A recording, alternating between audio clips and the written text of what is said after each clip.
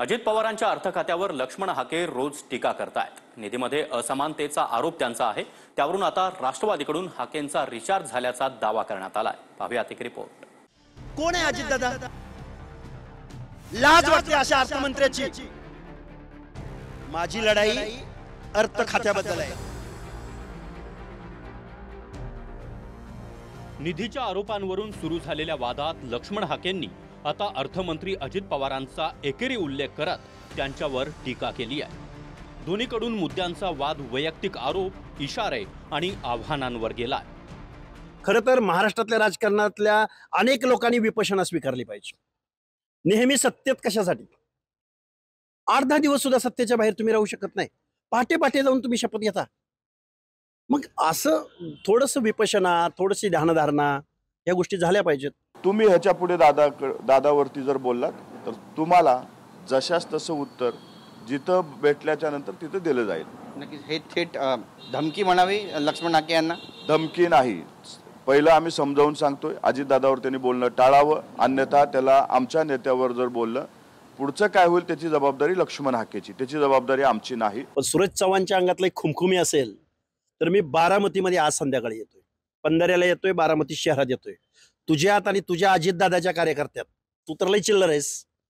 अजितदादाचे जे कोणी कार्यकर्ते असतील सो कॉल्ड तरी सगळ्यांना माझं चॅलेंज की मी आज बारामतीत येतोय, तुमच्यात दम असेल तर बारामतीत या।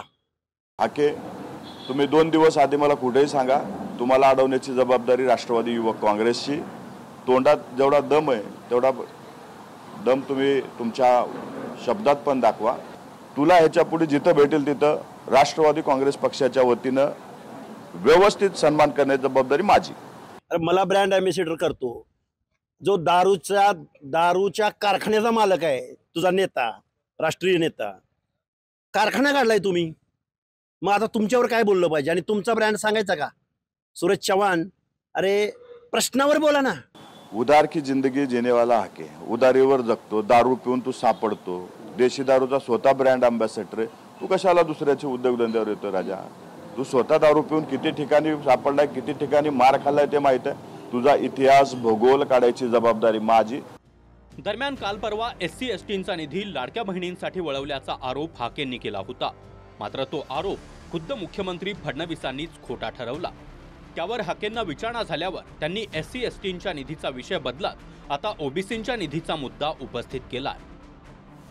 अजितदादा पवारांनी SC आणि STचे सुद्धा 746 कोटी रुपये इतरत्र वळवलेले आहेत, कायद्यानं बंधन असताना। त्यामुळे अजितदादा पवार हा सामाजिक असंवेदनशील माणूस आहे।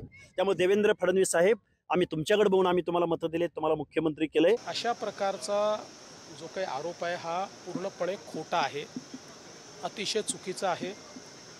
अर्थसंकल्पाची पद्धती ज्यांना समजत नाही अशी मंडळीच असा आरोप करू शकतात। निधी राखीव ठेवताना त्यातला जास्तीत जास्त निधी हा वैयक्तिक लाभाच्या योजनांकरता राखीव ठेवला पाहिजे। ज्यांना हे समजत नसेल त्यांनी माझ्याकडे यावं। अजितदादांनी योग्य काम केलेलं आहे हे मी या ठिकाणी सांगतो। फडणवीस असं म्हणतायत की हे बिनबिडाचे आरोप आहेत आणि अर्थशास्त्राचं ज्ञान नसलेले हे विधान आहे, अशा पद्धतीचं त्यांनी विधान 2 दिवसांपूर्वी केलेलं आहे फडणवीसांनी। मी खूप देवेंद्र फडणवीस साहेबांचा रिस्पेक्ट करणारा, आदर करणारा माणूस आहे आणि आम्हाला ज्या उमेद अपेक्षा आहेत त्या देवेंद्र फडणवीसांकडून आहेत। पण आत्ताचं बजेट झालं तुमचं 4.5 लाख कोटीचं, किती टक्के बजेट तुम्ही OBCंना या गावगाड्यातल्या अर्ध्या लोकसंख्येला दिलंय याचा आकडा तुम्ही जाहीर करावा।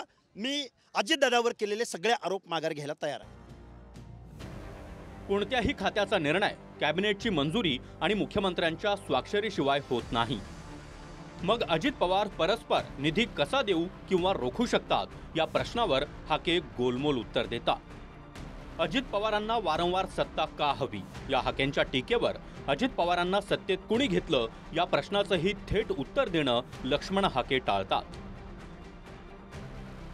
हाकेंचा आरोप सरकारवर आहे की अर्थ खात्यावर या प्रश्नाच्या उत्तरात अर्थ खात्याबद्दल हाकेंची भाषा आव्हानाची तर सरकारबद्दल विनंतीची होते।